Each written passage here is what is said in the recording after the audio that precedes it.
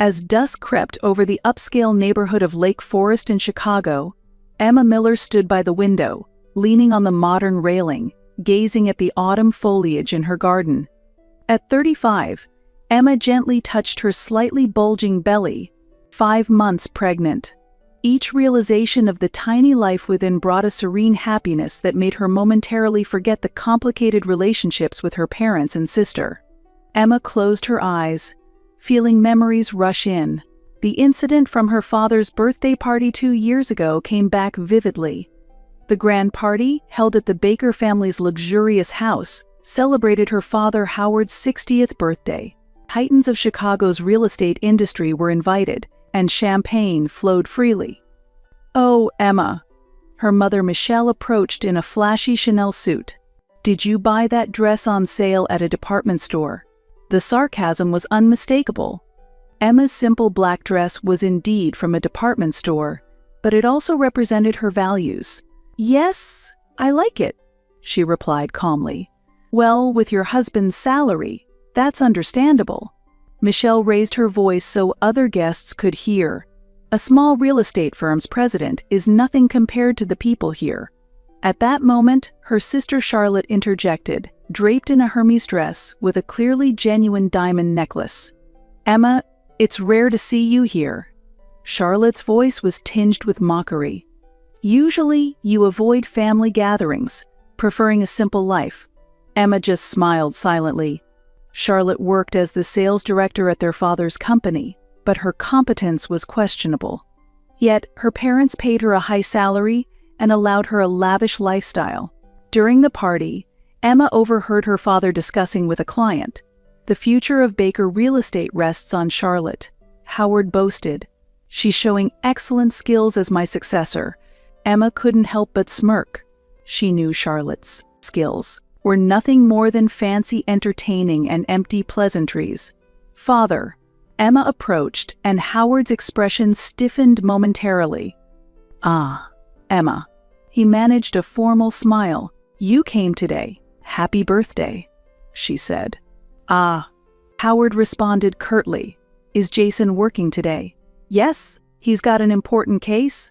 "Well, being the president of a small company must be tough," Howard said sarcastically. "Well, the scale is just different from big corporations like ours." As the night ended, Michelle unexpectedly said to her, "Emma, I have to tell you something." Her face serious beneath thick makeup. "It's decided that Charlotte will inherit Howard's company. You have no say, having betrayed our family tradition and struck out on your own." Emma felt an ominous shadow behind those words but didn't pursue it. Then, a few weeks ago, for the first time since that party 2 years prior, Emma visited her parents to announce her pregnancy. But the events of that day left deep scars. Pregnant, Michelle looked surprised. "Really, with your living standards, child rearing will be challenging. We're preparing well," Emma maintained. "Preparing," Charlotte chimed in. "Your idea of preparation must be another simple lifestyle. Poor thing, that child." Emma endured silently. However, her father's final words were the last blow. "Emma," Howard said sternly, "do not give your child the Baker surname. I won't have you tarnish our family's tradition." Since that day, Emma had kept her interactions with her family to a minimum. She didn't answer phone calls or reply to emails. It wasn't mere defiance, but a choice to protect herself and her unborn child. Yet the shadow of her family still weighed heavily on her heart, especially when she heard rumors about the company run by her parents and Charlotte. It brought her an indescribable anxiety. On the surface, the company appeared to be thriving. However, within the industry, strange rumors persisted, unnatural transactions, opaque financial flows. Emma didn't know yet that these rumors were just the tip of the iceberg. But deep down, she had a sense that a significant truth was being hidden. "We were embarrassed at the wedding too," Michelle's voice echoed. "Such a modest wedding. It completely ruined the Baker family's reputation." Emma opened her eyes, memories of the past scattered with the autumn wind. "Are you feeling okay?" Jason's gentle voice came from behind her. He had just finished another busy day. As the CEO of a real estate development company, he constantly faced pressure, but he always made sure to check on Emma's well-being first when he came home. "Yes, perfect," Emma replied with a smile, turning around in her simple dress, unadorned with any luxurious accessories. Her lifestyle was a stark contrast to that of her ostentatious family back home. Suddenly, her smartphone rang, breaking the quiet moment. The screen displayed Mom, causing Emma's expression to stiffen. After 3 rings, she took a deep breath and answered the call. "Hello, Emma. I need to talk to you about your baby shower." Michelle's voice, always tinged with arrogance, came through.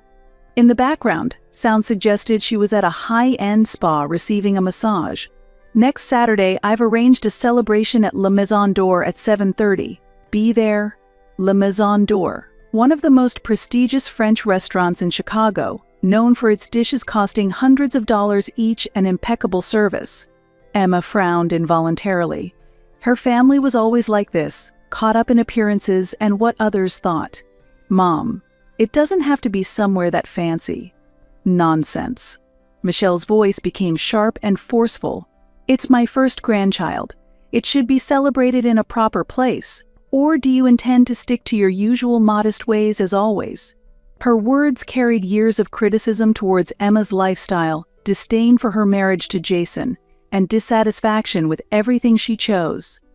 Right after hanging up, a message from Charlotte arrived on Messenger. "Emma, make sure you come this time. It's sad you always avoid us.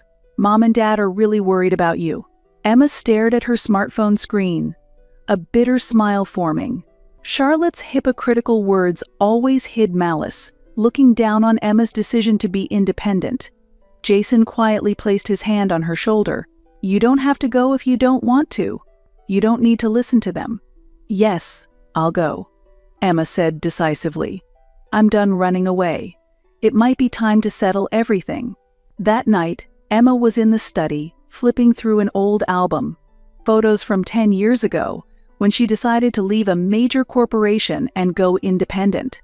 Her parents mocked her decision, and Charlotte chose to stay with the family. "You won't be able to do anything. You'll just be a disgrace to our family," her mother had declared, words that still rang in her ears. The young Emma in the photos looked anxious. Yet, she didn't give up. That decision led her to the greatest happiness of her life, meeting Jason Miller. At that time, he was just a small real estate company president, but Emma was instantly drawn to his sincerity, his tireless work ethic, and most importantly, his attitude of judging people by their character and not by their appearance or status.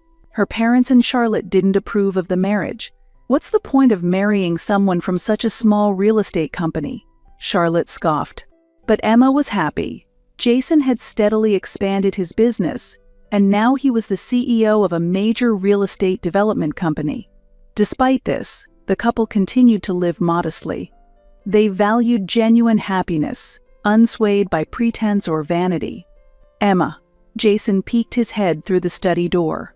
"Can you come here? I have something to discuss." There was a sense of determination in his voice. Emma closed the old album and quietly stood up, unaware that the upcoming events would greatly alter her life.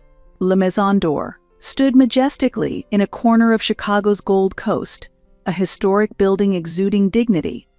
Its Art Deco exterior, reminiscent of the 1920s Golden Age, glimmered fantastically in the darkness of the night.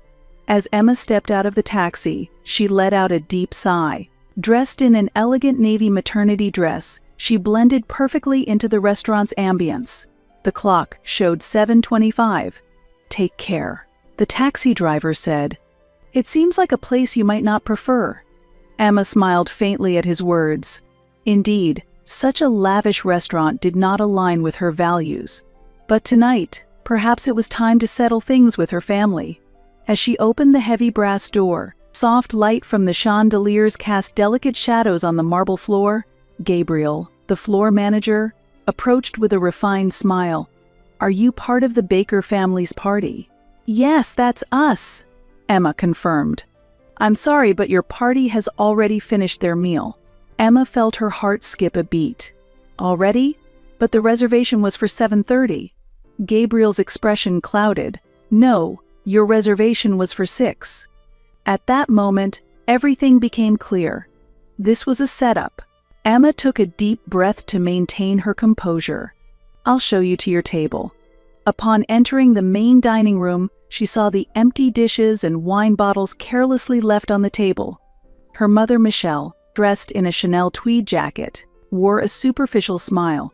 Her father, Howard, sat uncomfortably in his chair, while her sister Charlotte smirked with her smartphone in hand. "Oh, Emma, you finally arrived." Michelle's voice contained feigned surprise. "We've already finished eating. We didn't expect you to be late." "Mom," Emma's voice was icy. "The reservation was supposed to be at 7:30. "Impossible," Charlotte exclaimed. "It was at 6. I made sure of it."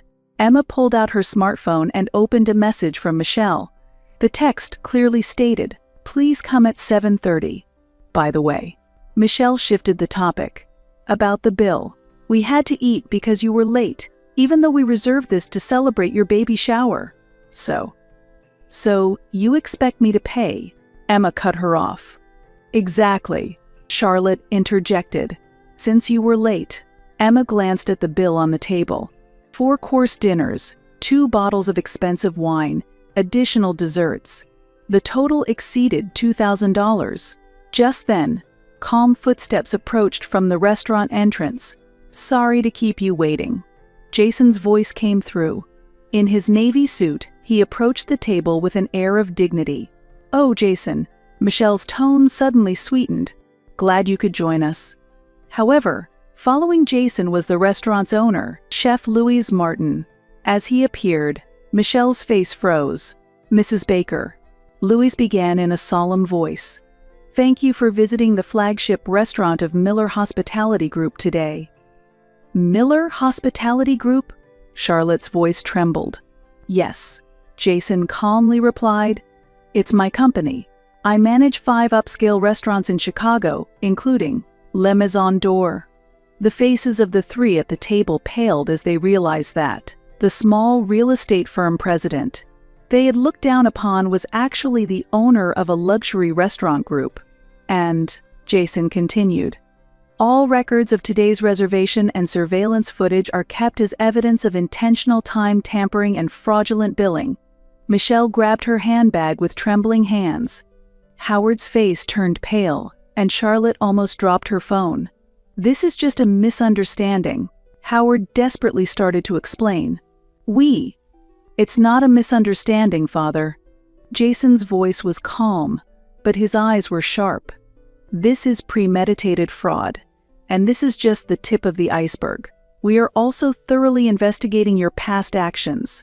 Emma stood by her husband, watching her family's faces crumble.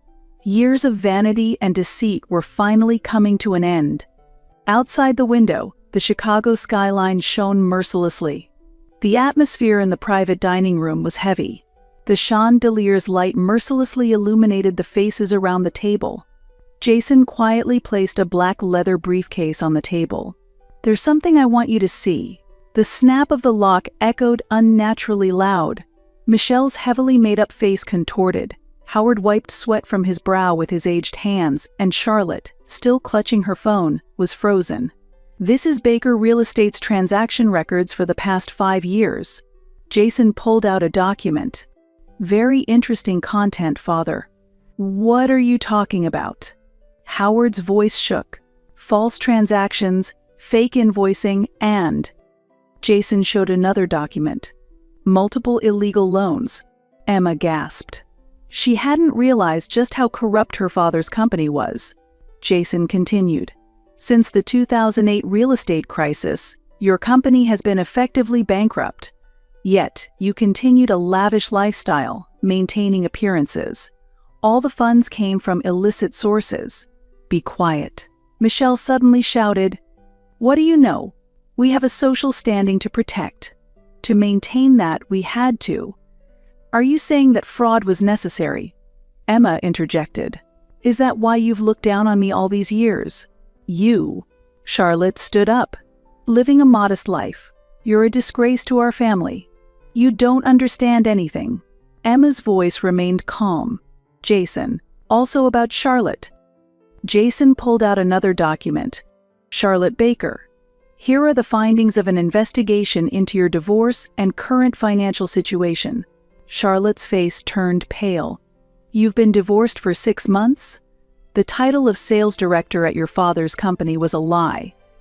Emma relentlessly continued. "The actual sales are 0. You just take a salary and leech off your parents." "Stop." Charlotte broke down in tears.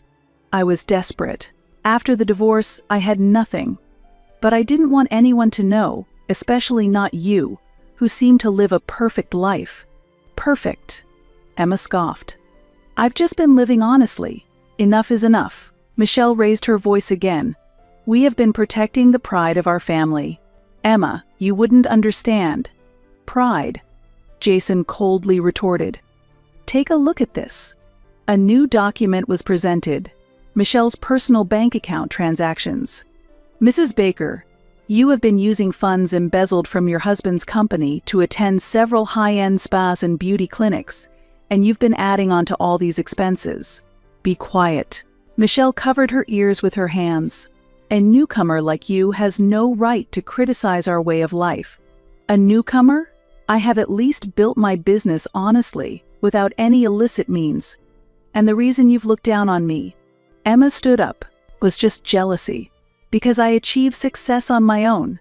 Because I didn't get caught up in pretense and vanity like you did."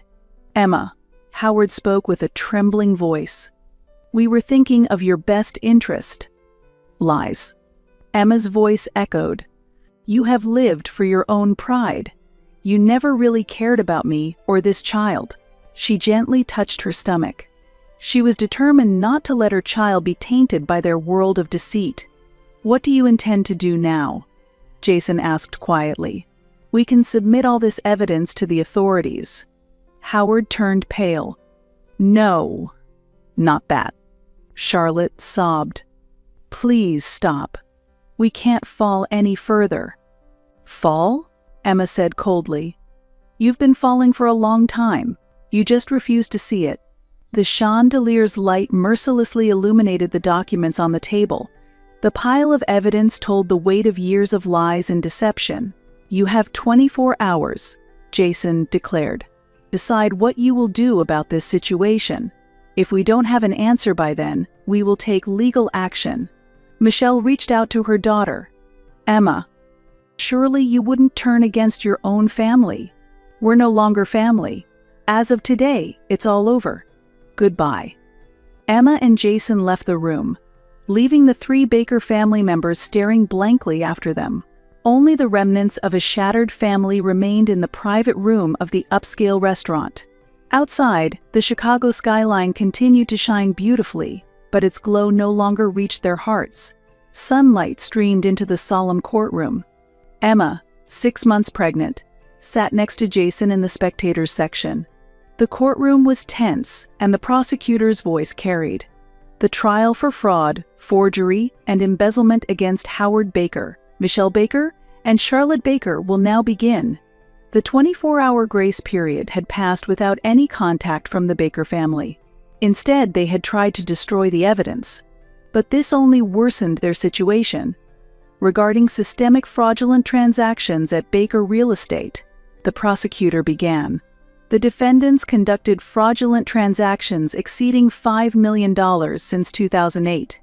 Emma looked at the backs of the 3 sitting in the dock. Their former glamorous appearance was gone. Her father looked exhausted, her mother's face was makeup-free and downturned, and Charlotte clutched a handkerchief with trembling hands. Evidence was presented one after another. Records of fraudulent loans, evidence of doctored financial statements, and the planned fraud at the restaurant. All were brought to light. Furthermore, defendant Michelle Baker has personally misappropriated over $1 million from company funds, the courtroom murmured. Michelle covered her face with both hands. Defendant Charlotte Baker reported fictitious sales figures, received undue salaries, and fraudulently obtained benefits and economic gains through false declarations during her divorce. Charlotte's shoulders shook slightly. The defense's counterarguments sounded hollow, The defendants made unavoidable choices to maintain their social status. Objection.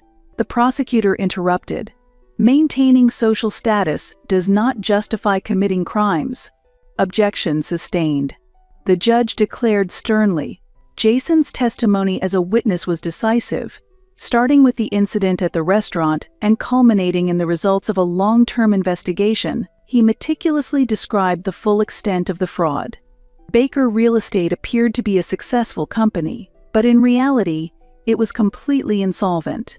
The defendants engaged in a series of illicit actions to conceal this fact.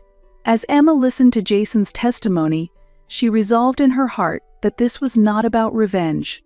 It was about justice, necessary measures to put an end to years of lies and deception. In the afternoon court session, the verdicts were delivered. Defendant Howard Baker, 5 years in prison. Defendant Michelle Baker, 3 years in prison. And Defendant Charlotte Baker, 2 years in prison with 4 years suspended. Furthermore, they were ordered to return the ill-gotten gains and pay substantial fines. Baker Real Estate was liquidated. The mansion was seized, and all assets were frozen. After the verdict, Michelle became distraught. Emma, are you really going to send your own mother to prison? You should remember, you emotionally abused your own daughter. Are you satisfied with ruining our lives? Charlotte shouted. It was your own actions that ruined your lives, Jason calmly stated. As Emma left the courtroom, she didn't look back. Spring sunlight bathed the courthouse steps. Are you okay? Jason asked gently. Yes. Now, our child can grow up in a world without lies and deceit. The streets of Chicago were bustling as usual, but something significant had changed inside Emma. This was not an end, but a new beginning. 3 years later, in the peaceful neighborhood of Lake Forest, Emma stood by the window, watching her 2-year-old daughter Ashley play in the garden. The autumn evening and swirling leaves resembled the scene from 3 years ago, but everything had changed. Mommy, look, Ashley held up a drawing. I drew flowers. That's lovely. Emma smiled. Jason appeared from the study. Emma, about your mother. Michelle Baker has been released from the Illinois State Prison. According to a friend, the once graceful figure had turned into a tired old woman. Her post-release life looked bleak, with most assets seized and no prospects for reintegration into society. Does it bother you? Jason asked gently. No, I just feel it's karma. Emma responded, pulling a letter from a drawer. It was a letter from Charlotte, received a week ago. Charlotte, who received a suspended sentence, was living a modest life in a small town. The letter contained words of apology and a plea for reconciliation, but Emma had no intention of responding. Hey, Jason hugged her from behind. What are you thinking about? That we made the right choice. We cut off relations built on falsehoods and chose true happiness. The Miller Hospitality Group had grown even more in the past 3 years, yet they maintained a simple lifestyle. Luxury and pretense were unnecessary. True happiness lay much deeper. Any regrets? Jason asked from behind. Not one. We chose to live honestly, and that's what led to our current happiness. Emma reflected on a story she heard from a friend about a guard in the prison. Howard Baker, once called the real estate king of Chicago, initially maintained his arrogant demeanor in prison. However, faced with a reality where he received no special treatment, he gradually lost his sanity, muttering every night in his cell, I am a big shot. Don't you know who I am? He became a laughingstock among other inmates. The family that chose to live in falsehood and deceit paid the price, but Emma had chosen a different path, one of honesty and integrity, which built her current happiness.